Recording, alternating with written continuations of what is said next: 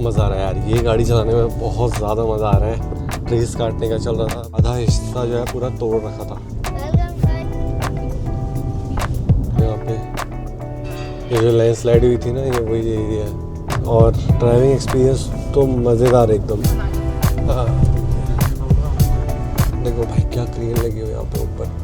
क्योंकि मेरे mummy papa ऐसे कि वो मुझे मना कर रहे थे, पर मामा इतने अच्छे हैं कि उन्होंने बोला कि चलो मैं इसे बैठा देता हूँ, इसलिए अब मैं यहाँ पे आके खुश हूँ। बहुत ज़्यादा तोड़फोड़ हो रही है रास्ते में भाई। जगह तो मस्त है, बस गर्मी बहुत है, घाटी का एरिया ना। तो हे गाइस, गुड मॉर्निंग। आज हम अपनी नई जर्नी शुरू कर रहे हैं। पहली बार हैरियर को आउट स्टेशन लेके जा रहे हैं। तो ये है अपनी Harrier which is all ready. और इस वक्त हम हैं जो दिल्ली हरिद्वार हाईवे है, हम उसके एंट्री पॉइंट पे ही है। मोखमपुर एरिया है। हमारे साथ एक और गाड़ी है आगे, उस पेट्रोल भरा रही है। So car is all ready and setup.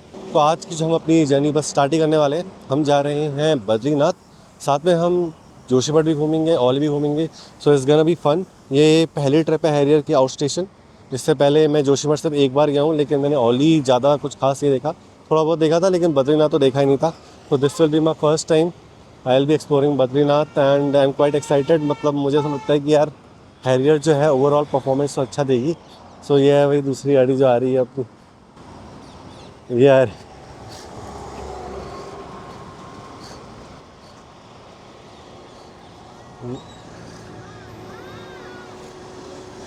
चले। So we are on the Dehradun Haridwar highway और हम बस देहरादून से बाहर निकले ही हैं अभी। मैंने ट्रिप भी रीसेट करी थी जब मैं घर से निकला था। सो अप्रॉक्सीमेटली 10 to 12 किलोमीटर्स ट्रैवल कर लिया हमने। एंड सामने आने वाला है हमारा पहला टॉल, जो कि देहरादून हरिद्वार रोड पे है। और अभी मैं चला रहा हूँ इकोनॉमी मोड पे। एंड इकोनॉमी मोड में जो परफॉर्मेंस है इज़ क्वाइट सेटिस्फैक्ट्री। सो जो देहरादून हरिद्वार का जो रास्ता है वो काफ़ी हद तक राजा जी नेशनल पार्क वाला जो एरिया है उसके थ्रू क्रॉस करता है। और बीच में यहाँ पे हाथी आना, ये इंसिडेंट्स काफ़ी कॉमन है। एंड सो ये मेरा पहला एक्सपीरियंस है हैरियर के साथ। अभी तक इनफैक्ट हैरियर मैं हाईवे पे लेके भी नहीं गया हूँ। So this is my first experience and the ride quality has been amazing. बहुत चिपक के चल रही है रोड पे, बिकॉज इसका चेसिस काफ़ी हैवी है। चेसिस वही है जो लैंड रोवर, रेंज रोवर पे आता है, जिसकी वजह से गाड़ी की जो स्टेबिलिटी है वो बहुत ज़बरदस्त है जी। हमारे नए फास्टैग में भी पहला टॉल कट चुका है। अभी बीच बीच में अडास की फंक्शनैलिटीज़ एक्टिवेट हो जाती हैं, तो थोड़ा कन्फ्यूजन होती है उस वक्त। एंड बिकॉज थोड़ा अडास के साथ यूज्ड होने में टाइम लगेगा।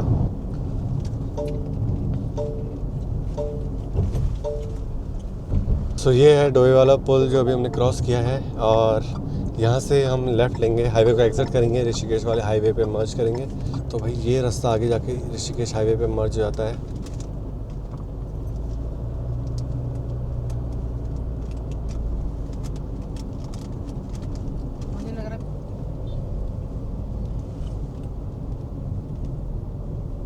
एक मिनट। तो ये जो आप ये लेफ़्ट देख रहे हैं, ये नरेंद्र नगर बाईपास है। गंगोत्री चंबा अगर जाना है किसी को तो ये रूट ज़्यादा बेटर रहता है। बट बिकॉज हमें जोशीमठ जाना है which is a different route, तो हमें ऋषिकेश क्रॉस करना पड़ेगा। इसलिए हम सीधा यही वाले रास्ते पे चल दिए हैं आगे।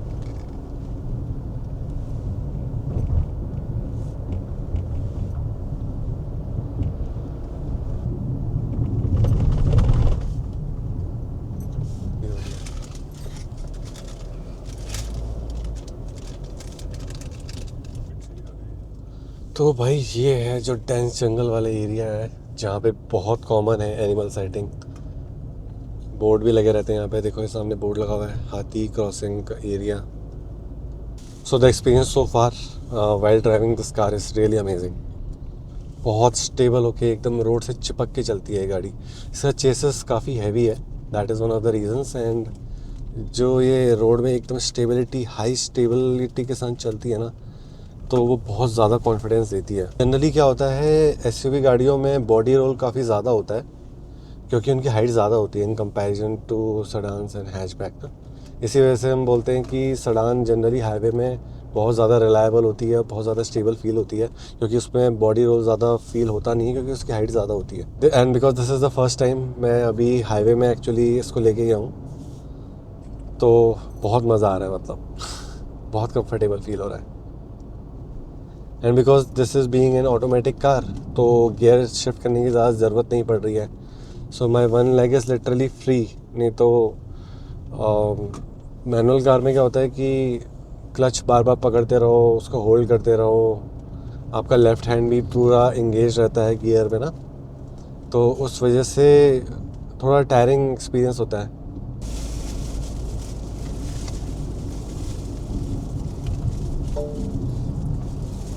We are just entering Rishikesh and because अभी सुबह सुबह का टाइम है, तो होपफुली हमें ट्रैफिक बिल्कुल भी नहीं मिलेगा।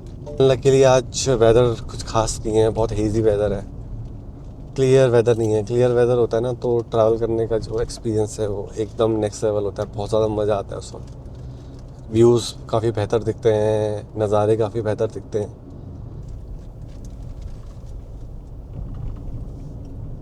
सो we are just entering Rishikesh. Left में आप गंगा रिवर को देख सकते हो।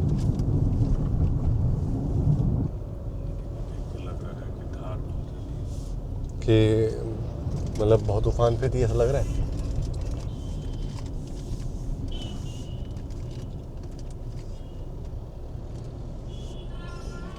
सो ऋषिकेश क्रॉस करने के बाद आपको ये वाला मोड़ मिलेगा, जहाँ से लेफ़्ट को हम जाते हैं गंगोत्री की साइड चंबा होते हुए, राइट को हम जाएंगे जोशीमठ, केदारनाथ, सोनप्रयाग, बद्रीनाथ, ये वाला रूट।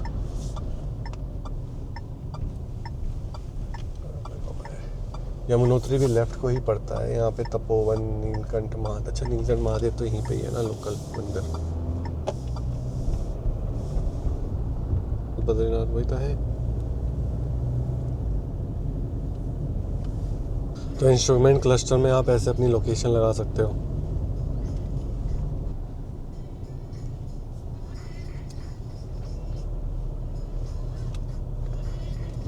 सब पानी सूखा हुआ है, देखो ये सब तो सूख गया पानी। जब तक शिवपुरी हम क्रॉस करेंगे उसके बाद जो मेन चारधाम वाली जो चौड़ी रोड है ना वो फिर शुरू होगी। शिवपुरी क्रॉस करने के बाद यहाँ पर भी लैंडस्लाइड हो रही है हर जगह। मतलब अभी तो मुझे लग रहा है आगे जाके अभी बहुत सारी जगह मिलने वाला है हमको लैंडस्लाइड। ये राइट को जाता है आपका लक्ष्मण झूला, राम झूला ऋषिकेश का।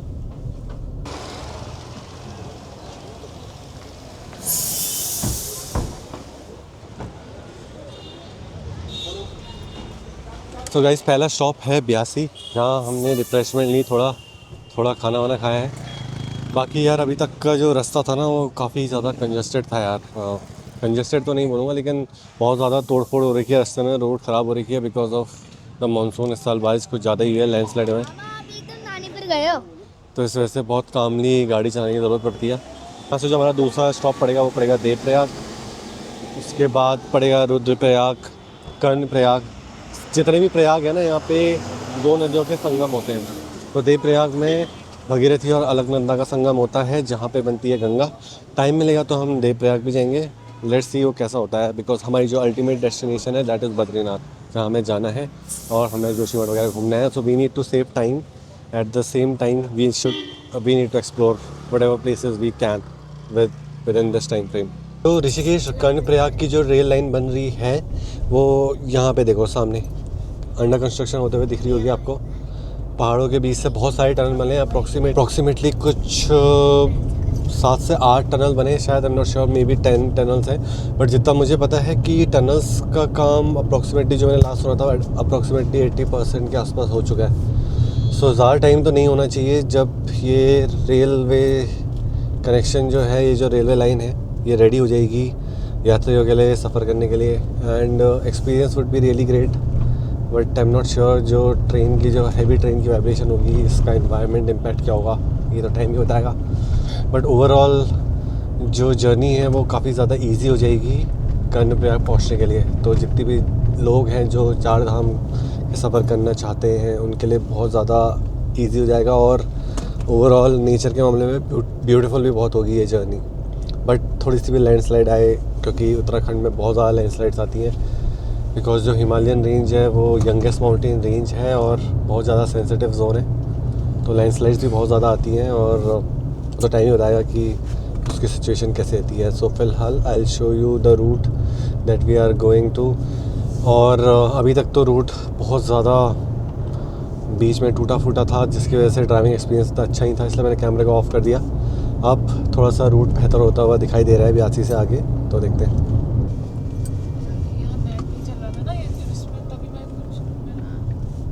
मज़ा आ रहा है यार, ये गाड़ी चलाने में बहुत ज़्यादा मज़ा आ रहा है। सबसे जो रिलैक्स्ड चीज़ है मेरे लिए वो है कि जो क्लच और गियर को मैनेज करने का जो हेडेक है ना, वो पूरा का पूरा अब चला गया है।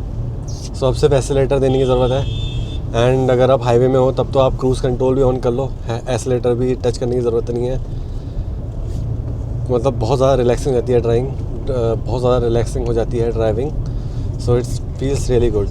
मतलब और ऊपर से जो स्टेबिलिटी है कार की ना, वो बहुत अमेजिंग है भाई। रूट में जो ट्रैवल करने का एक्सपीरियंस है ना, वो अपने आप में बहुत ज़्यादा अमेजिंग है, क्योंकि इतनी सुंदर सुंदर वादियाँ आती हैं। जो चार धाम की जो रोड है वो काफ़ी वाइड कर दी है, और इस वजह से इसमें घूमना बहुत ज़्यादा इजी हो गया है और बहुत ज़्यादा कंफर्टेबल हो गया है। हाँ, एक साइड से गंगा नदी है और गंगा नदी के बगल से लगती हुई जो रोड है उसमें हम ट्रैवल करते हैं और बहुत अच्छा फील होता है।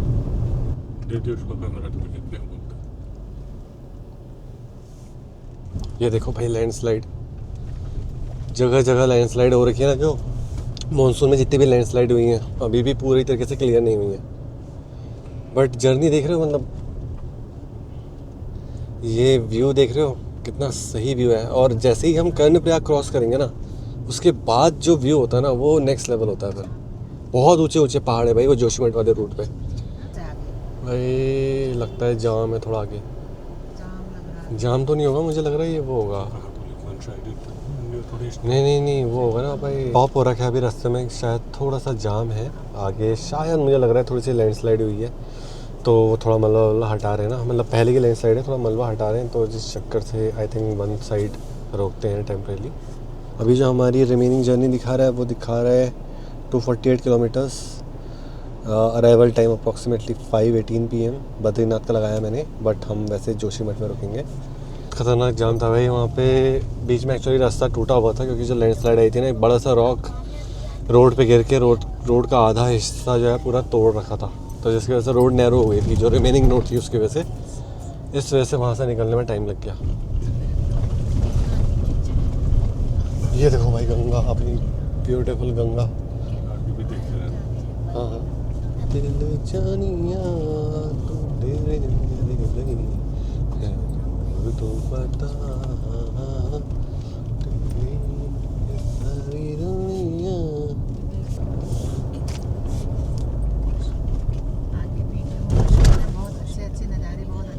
लव के मामा की नई गाड़ी आई है और लव के मामा एंजॉय कर रहे हैं अब गाड़ी को, और लव आया है गाड़ी में तो मामा और ज़्यादा एंजॉय कर रहे हैं। हाँ, क्योंकि मामा ने बोला चलो इसे बैठा ही देता हूँ, क्योंकि मेरे मम्मी पापा ऐसे कि वो मुझे मना कर रहे थे, पर मामा इतने अच्छे हैं कि उन्होंने बोला कि चलो मैं इसे बैठा देता हूँ, इसलिए अब मैं यहाँ पे आके खुश हूँ।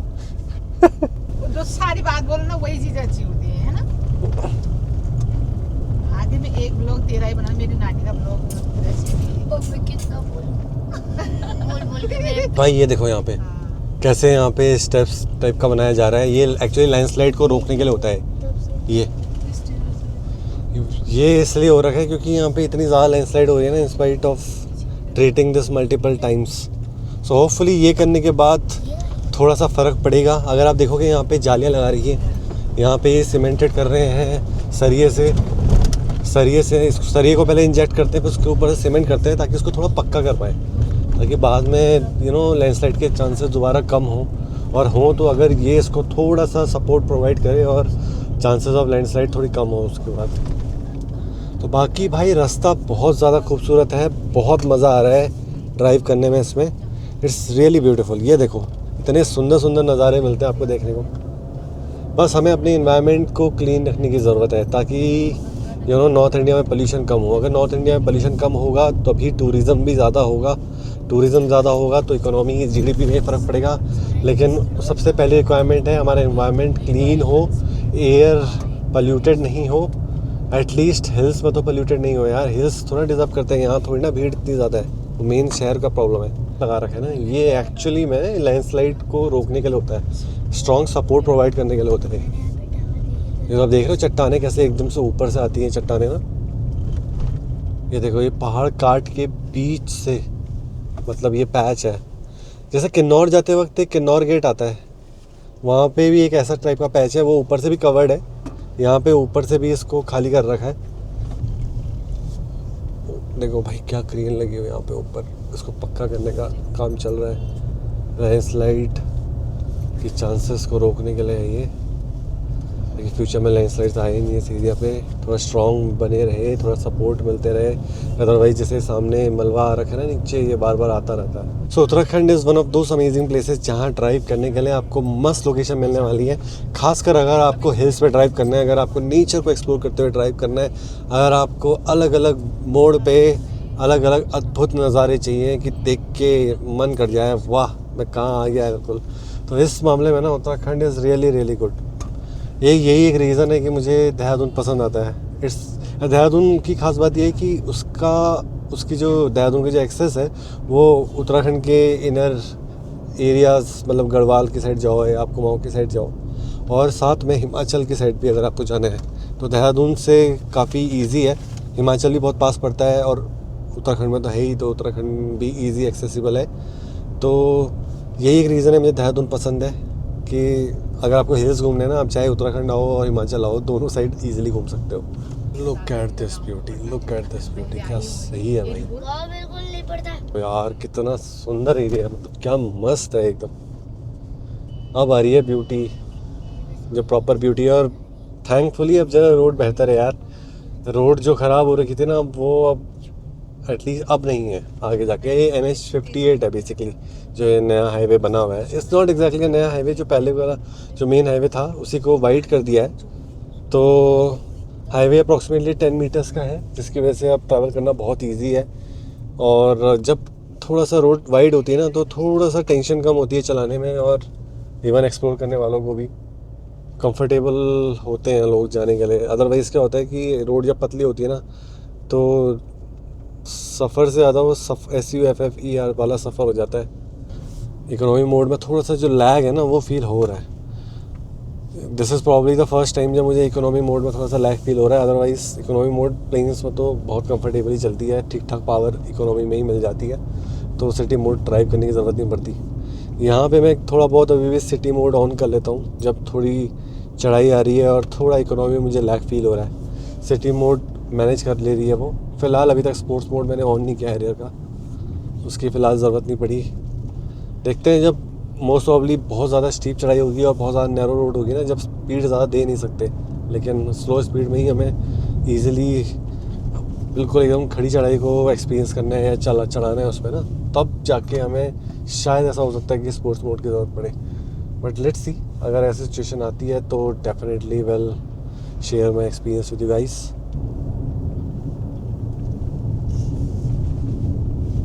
जोशीमठ जब हम पहुंचने वाले होते हैं तब हमें हिमालयन व्यू देखना शुरू हो जाता है, यानी कि जो स्नो कैप पीक्स है ना, जब हम जोशीमठ पहुंचने वाले होंगे वो तब दिखना शुरू होगा। As far as I remember, यहाँ से तो कहीं बीच से ऐसी लोकेशन नहीं आती है जहाँ से वो दिखता है, जितना मुझे याद है। लेकिन हो सकता है कि बीच में कोई ना कोई ऐसा रीज़न हो, क्योंकि जो गंगोत्री वाले रूट पे जाते हैं ना तब तो हमें बहुत जगह दिखती है, मतलब बहुत शुरू से ही स्नो पीक माउंटेन दिखने शुरू हो जाते हैं। जैसे चंबा में जाते हैं या टिहरी वाले रीजन में जाते हैं तब हमें स्नो पीक माउंटेन्स दिखना शुरू हो जाते हैं। तब कितना सही लग रहा है भाई, कितना सही लग रहा है, एकदम मज़ेदार है।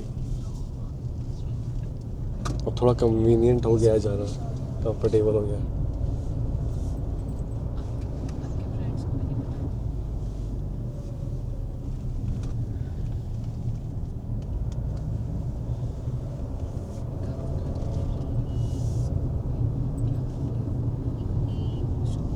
थोड़ा सा हेजीनेस कम होती है ना वेदर में, तो एक्सपीरियंस नेक्स्ट लेवल हो जाता है एकदम।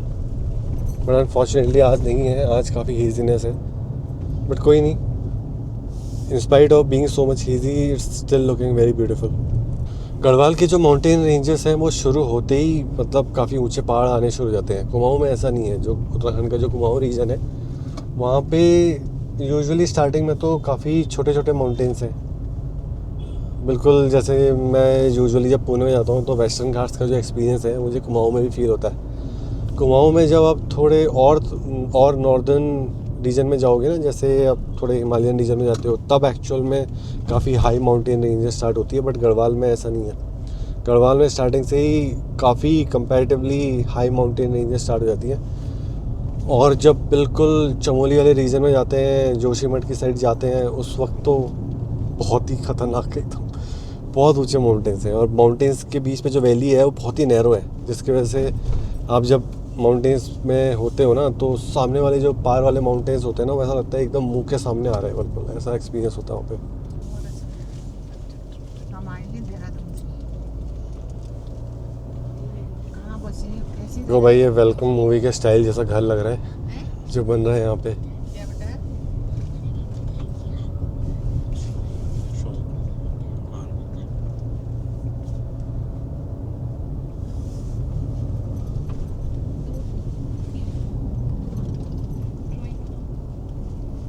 यहाँ पे ये जो लैंडस्लाइड हुई थी ना, ये वही एरिया है।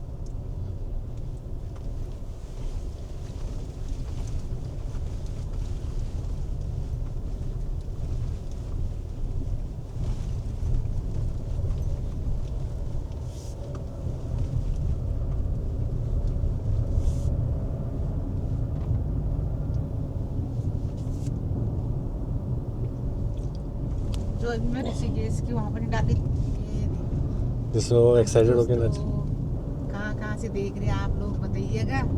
ये सो देव प्रयाग है यहाँ से 10 किलोमीटर्स। करण प्रयाग अभी 108 किलोमीटर है। बद्रीनाथ जहाँ हमें जाना है एक्चुअली कल, वो है 236 किलोमीटर्स। वहाँ से कुछ 20-30 किलोमीटर पहले आई थिंक जोशीमठ है। तो जोशीमठ का जो अराइवल टाइम अभी फ़िलहाल दिखा रहा है that is 5:30, but I am assuming it will be 6:30 because थोड़ा टाइम हमें देव प्रयाग में लगेगा। और थोड़ा सा बीच में हम शायद कहीं खाना वाना खाएंगे, तो सब मिला के हो सकता है 7 भी बज जाए। सो ये जो पूरा रीजन है ये टिहरी डिस्ट्रिक्ट में ही है अभी। जैसे हम देव प्रयाग क्रॉस करेंगे उसके बाद आएगा पौड़ी डिस्ट्रिक्ट, फिर आएगा रुद्रप्रयाग डिस्ट्रिक्ट, जब हम रुद्रप्रयाग वाले एरिया में आएंगे। So we are very close to Devprayag now, approximately next 5 to 6 kilometers। आराम से आराम से।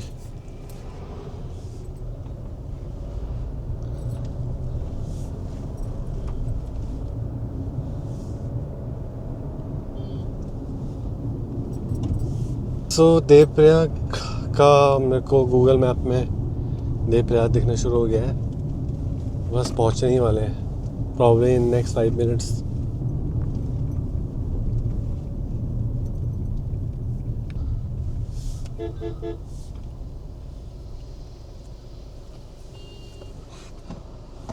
कितनी जल्दी हो रही है अंकल जी को।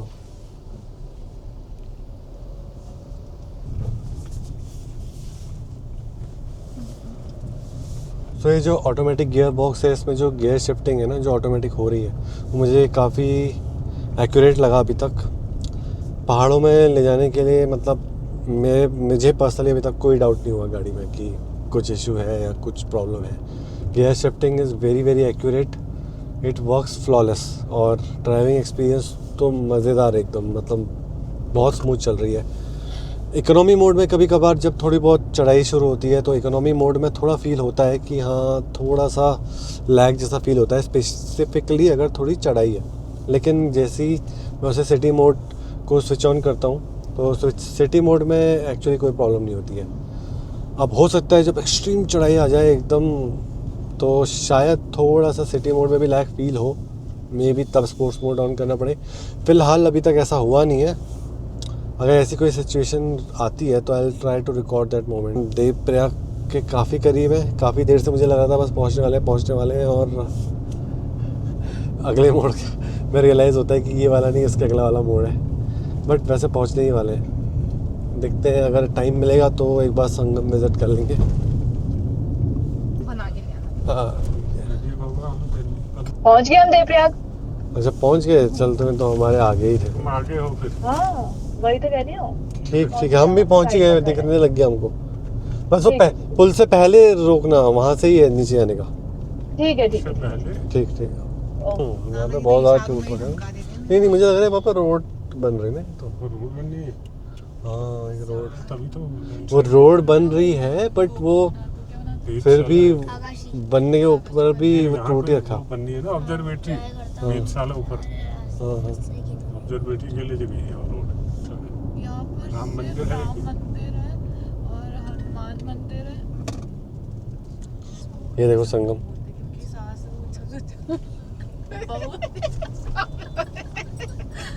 सो भाई देव प्रयाग में आपका स्वागत है। ये राइट वाला पौड़ी को जाता है, बद्रीनाथ हमें सीधा जाना होगा, बट अभी हम थोड़ा सा पार्किंग ढूंढते हैं कहीं पे। ये है भाई संगम।